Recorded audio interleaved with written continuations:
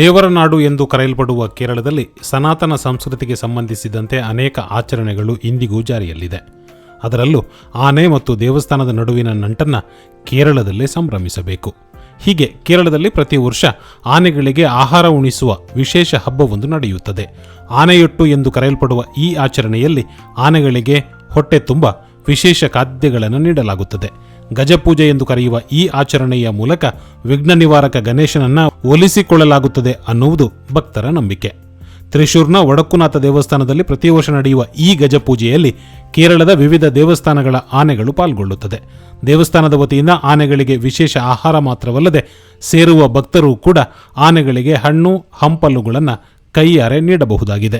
ಈ ಬಾರಿಯ ಆನೆಯೊಟ್ಟು ಜುಲೈ ತಿಂಗಳ 16ರಂದು ನಡೆದಿದ್ದು, ಈ ಬಾರಿ ರಾಜ್ಯದ ವಿವಿಧ ಭಾಗಗಳಿಂದ ಸುಮಾರು 70ಕ್ಕೂ ಹೆಚ್ಚು ಆನೆಗಳು ಐತಿಹಾಸಿಕ ವಡಕ್ಕುನಾಥ ದೇವಸ್ಥಾನದ ಆವರಣಕ್ಕೆ ಆಗಮಿಸಿತ್ತು. ಬೆಳಿಗ್ಗೆ 5 ಗಂಟೆಗೆ ದೇವಸ್ಥಾನದ ತಂತ್ರಿ ಪುಲಿಯಣ್ಣೂರು ಶಂಕರನಾರಾಯಣ ನಂಬೂದಿರಿ ನೇತೃತ್ವದಲ್ಲಿ ಮಹಾಗಣಪತಿ ಹೋಮದೊಂದಿಗೆ ಕಾರ್ಯಕ್ರಮಕ್ಕೆ ಚಾಲನೆ ನೀಡಲಾಯಿತು.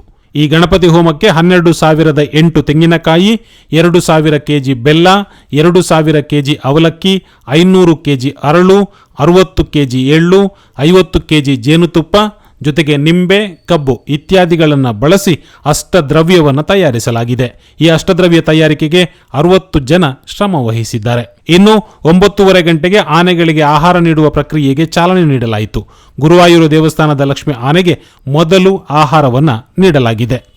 ಇನ್ನು ಆನೆಗಳ ಆಹಾರ ತಯಾರಿಕೆಗೆ 500 ಕೆಜಿ ಅಕ್ಕಿ, ಬೆಲ್ಲ ಮತ್ತು ಅರಶಿನದ ಪುಡಿಯನ್ನು ಬಳಸಲಾಗಿದ್ದು, ಜೊತೆಗೆ ಅನಾನಸ್, ಸೌತೆಕಾಯಿ, ಕಲ್ಲಂಗಡಿ ಹೀಗೆ ಹಲವು ರೀತಿಯ ಹಣ್ಣುಗಳನ್ನು ನೀಡಲಾಗಿದೆ. ಮಾತ್ರವಲ್ಲದೆ ಆನೆಗಳ ಜೀರ್ಣಕ್ರಿಯೆಗಾಗಿ ವಿಶೇಷ ಗಿಡಮೂಲಿಕೆಯ ಔಷಧವನ್ನು ಇದೇ ಸಂದರ್ಭದಲ್ಲಿ ನೀಡಲಾಗುತ್ತದೆ. ಇನ್ನು ಪಶುವೈದ್ಯಾಧಿಕಾರಿಗಳು ಹಾಗೂ ಅರಣ್ಯ ಇಲಾಖೆಯಿಂದ ತಪಾಸಣೆಗೊಳಪಟ್ಟು ಅನುಮತಿ ಪಡೆದ ಆನೆಗಳು ಮಾತ್ರ ಈ ಕಾರ್ಯಕ್ರಮದಲ್ಲಿ ಪಾಲ್ಗೊಳ್ಳುತ್ತವೆ. ಆನೆಯೊಟ್ಟು ಕಾರ್ಯಕ್ರಮದಲ್ಲಿ ಪಾಲ್ಗೊಳ್ಳುವ ಆನೆಗೆ 1 ಕೋಟಿ ರೂಪಾಯಿ ಮೊತ್ತದ ವಿಮೆಯನ್ನು ಕೂಡ ಮಾಡಿಸಲಾಗುತ್ತದೆ.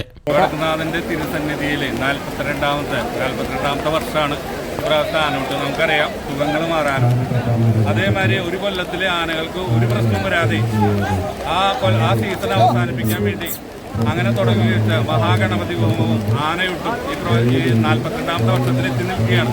ഇത്രയും ജനസാന്നിധ്യത്തിൽ നിങ്ങൾക്കറിയാം, ഇതിൻ്റെ ചിട്ടയായ പ്രവർത്തനവും അച്ചടക്കമായ ചിട്ടയായ ഈ പ്രവർത്തനം കൊണ്ട് ഇത്രയും ഗംഭീരമായ ഒരു ആനയോട്ട് നടത്താൻ കഴിഞ്ഞാൽ ഞങ്ങൾക്ക് വളരെ ചാരിതാർത്ഥ്യമുണ്ട്.